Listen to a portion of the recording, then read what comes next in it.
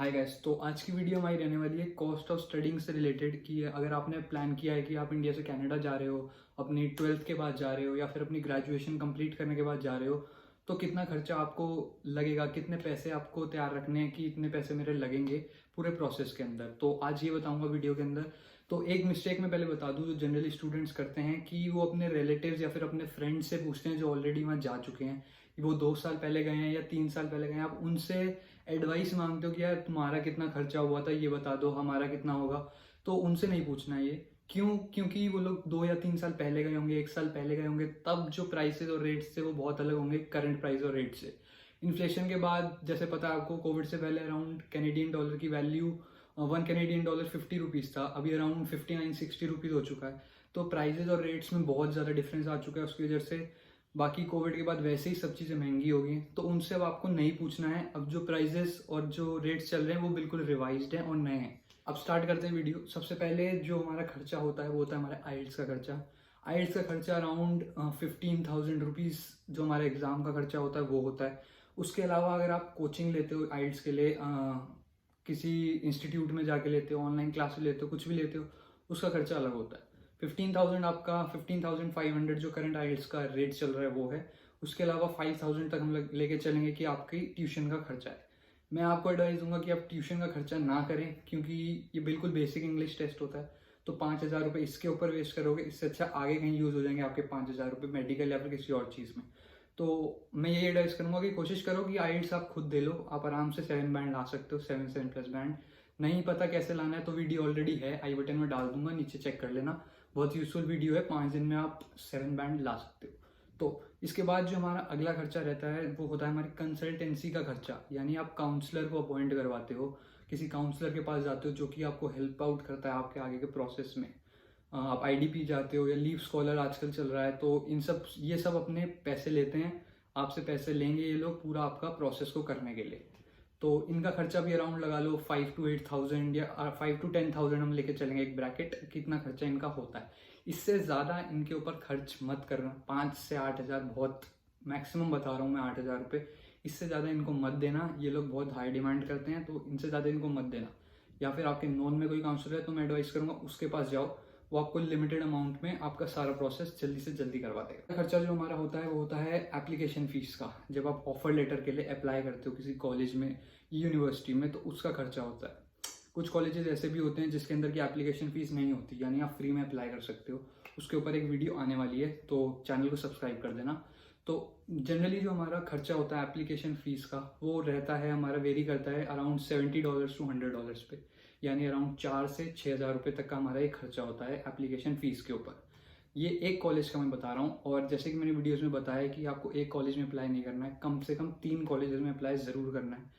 College university जिसमें भी आप अप्लाई करना चाहते हैं, लेकिन मिनिमम 3 कॉलेज यूनिवर्सिटी में अप्लाई ज़रूर करना अगर आप अपने प्रोसेस में कोई प्रॉब्लम नहीं चाहते तो अराउंड 15,000 हम इसका खर्चा लेके चलेंगे कि आपने 3 कॉलेजेस में अप्लाई किया, तो 15,000 का इसका खर्चा। हमारा क्या होता है, जो हमारा ऑफर लेटर आ जाता है कॉलेज की तरफ से, तो उसके अंदर हमारी सीट को होल्ड करने की फीस होती है। एक मिनिमम अमाउंट होता है अराउंड, जैसे मेरे कॉलेज में अराउंड $3,500 या $4,000 होता है कि आपकी सीट जो है वहाँ पे ब्लॉक हो जाएगी, बुक हो जाएगी, आप इतना अमाउंट पे कर दो। $4,000 ये हुआ अराउंड 2.4 लाख रुपीज़ हो गया। ये आपका जो अमाउंट होगा ये आपकी टोटल फीस में इंक्लूडेड होएगा। यानी अगर आप ये अमाउंट अभी करते हैं तो आप बाद में जो टोटल फीस करेंगे उससे अमाउंट घट जाएगा, वो आपको अमाउंट दोबारा नहीं देना। तो ये हमारे 4 खर्चे हो गए। इसके बाद जो हमारा अगला खर्चा होगा वो होगा जीआईसी का।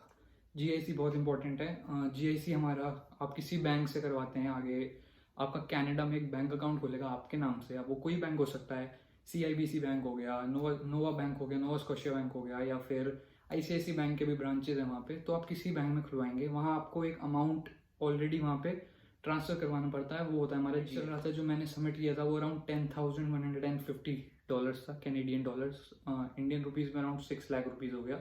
तो वो अमाउंट आपको वहाँ पे ट्रांसफ़र करवाना पड़ता है। उसके अगला खर्चा जो हमारा होगा वो होगा हमारा मेडिकल का खर्चा। मेडिकल का जो एग्ज़ाम होता है वो हमें हॉस्पिटल में जाके करवाना पड़ता है। आपका फुल बॉडी टेस्ट होता है वहाँ पे, जो कि आगे वीज़ा के टाइम पे सबमिट किया जाता है। तो आपको ये पूरा हॉस्पिटल जाके अपना मेडिकल एग्ज़ाम करवाना पड़ता है। ये भी अराउंड $6,000 का टेस्ट होता है।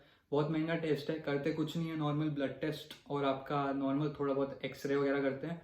बहुत नॉर्मल कराओगे कहीं पे तो अराउंड 500-1000 रुपये में काम हो जाएगा, लेकिन बस खर्चा बढ़ाना है तो वहाँ पे 6000 रुपये इन्होंने कर दिया, जैसे आइल्स का इन्होंने 15000 कर दिया है, कुछ नहीं उसमें। हमारा बड़ा खर्चा है वो हमारा है ट्यूशन फीस का खर्चा। इसके अंदर हमारा ट्यूशन फीस जानी होती है कॉलेज की, जो हमारा 1 साल का कोर्स है या फिर आपका जितना भी साल का कोर्स है, आपको उतनी ट्यूशन फीस सबमिट करानी है। मेरा 1 साल का कोर्स था अराउंड 8 मंथ्स का, तो मैंने अराउंड 9.3 लाख रुपीज़ यानी 15,776 कैनेडियन डॉलर सबमिट करवाए थे अपने कॉलेज के अकाउंट में। तो अब ये हमारे पास दो ऑप्शन रहते हैं इसके अंदर कि अगर आपको वीज़ा हमारा एसडीएस कैटेगरी में अप्लाई करना है तो आपको पूरी कॉलेज की साल की फीस सबमिट करानी पड़ेगी एक बार में। अगर आपको नॉन एसडीएस कैटेगरी में वीज़ा अप्लाई कर रहे हैं तो आप इसको इंस्टॉलमेंट में भी सबमिट कर सकते हो, लेकिन मैं आपको ये बोलूँगा कि अपनी एसडीएस कैटेगरी में ही सबमिट कराना, क्योंकि उसका वीज़ा एक्सेप्टेंस रेट हाई होता है।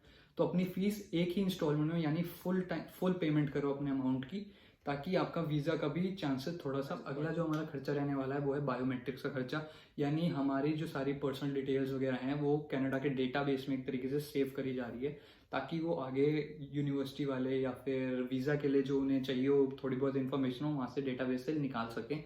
तो बायोमेट्रिक्स का भी खर्चा होता है, इसका खर्चा अराउंड $85 to $100 होता है। इस टाइम $85 रेट चल रहा है, थोड़े टाइम में आगे पीछे हो जाएगा रेट, तो ये अराउंड 5000 रुपीज़ बायोमेट्रिक्स का खर्चा हो गया। अगर आप लोग ऑलरेडी कनाडा गए हुए हो पहले तो आपको ये बायोमेट्रिक्स का खर्चा आपका बच जाएगा, क्योंकि अगर आपने टूरिस्ट वीज़ा कभी अप्लाई किया, आप गए हुए हो कनाडा, तो फिर आपको बायोमेट्रिक्स नहीं करवाना पड़ता, आपका ऑलरेडी बायोमेट्रिक्स हो चुका है। तो अगर आप बिल्कुल फ्रेश हो, आप कभी नहीं गए, आप पहली बार अप्लाई कर रहे हो सब कुछ, तो आपको बायोमेट्रिक्स करवाना पड़ेगा, उसका खर्चा अराउंड 5000 रुपये। उसके बाद हमारा आता है पासपोर्ट स्टैंपिंग का खर्चा। ये हमारा खर्चा तब आएगा जब आपकी वीज़ा एक्सेप्ट हो चुका है। पासपोर्ट स्टैंपिंग के लिए एक बंदा आता है जो कि वीज़ा ऑफिस से हमारे पास आएगा, वो हमारा पासपोर्ट लेगा, लेकर जाएगा वहाँ से स्टैंप लगवा के, स्टैंपिंग करवा के वीज़ा की हमें वापस देने आएगा। तो उसका भी खर्चा हमें ही देना पड़ता है, वो और कोई नहीं देगा। उसका खर्चा भी अराउंड 1000-2000 रुपये तक वेरी कर सकता है। तो ये हमारे बेसिक खर्चे हैं। इन खर्चों में अभी मैंने सब कुछ इंक्लूड नहीं किया है, अभी हमारा आगे टिकट का खर्चा आना है, और हमारा शॉपिंग का, अपने बैग्स लेने होते हैं उनका काफ़ी खर्चा होता है, बाकी जाके रहने का ये सब अभी खर्चा नहीं इंक्लूड करें। ये कॉस्ट ऑफ लिविंग में आ गई हमारी, इसके ऊपर भी एक वीडियो आएगी, कॉस्ट ऑफ लिविंग क्या क्या है कनाडा में। फिलहाल ये कॉस्ट ऑफ स्टडिंग के ऊपर वीडियो है कि क्या क्या आपको पढ़ने के लिए आपकी बेसिक नेसेसिटीज़ हैं, कि ये आपको चाहिए अपने पढ़ने के लिए, आपका ये खर्चा होगा। तो ये हमारा खर्चा है। इसके अलावा एक खर्चा और है, बहुत मतलब मिसलेनियस खर्चों में आता है, वो होता है आपके फोटो कॉपीज़, आपके डॉक्यूमेंट्स जो इतने सारे हैं उनको कभी फोटो कॉपी करवाना है, प्रिंट आउट्स निकलवाने हैं, ये सब खर्चे हैं, जेरोक्स करवाना है। तो ये खर्चा है, बहुत छोटा खर्चा है, लेकिन ये भी काफ़ी बढ़ जाता है आगे जाके। तो जेरोक्स और फोटो कॉपी का खर्चा 1000-2000 रुपये का ये भी हो जाता है टोटल। तो अब मैं बताऊंगा, टोटल आप लोगों ने किया नहीं होगा इसका, लेकिन टोटल अगर आपको मैं खर्चा बताऊं तो ये वेरी कर सकता है आपका 16 लाख रुपीज़ से लेकर 19 लाख के ब्रैकेट में। ये ब्रैकेट में इसलिए बता रहा हूँ क्योंकि थोड़ा बहुत हल्का फुल्का कॉलेजेस की एप्लीकेशन फ़ीस में, ट्यूशन फ़ीस में $500-1000 का ऊपर नीचे फ़र्क पड़ जाता है, हर कॉलेज में अलग अलग रेट्स हो। तो यही है गाइस, आज का हमारा सारा खर्चा अराउंड 16 to 19 लाख के ब्रैकेट में रहेगा।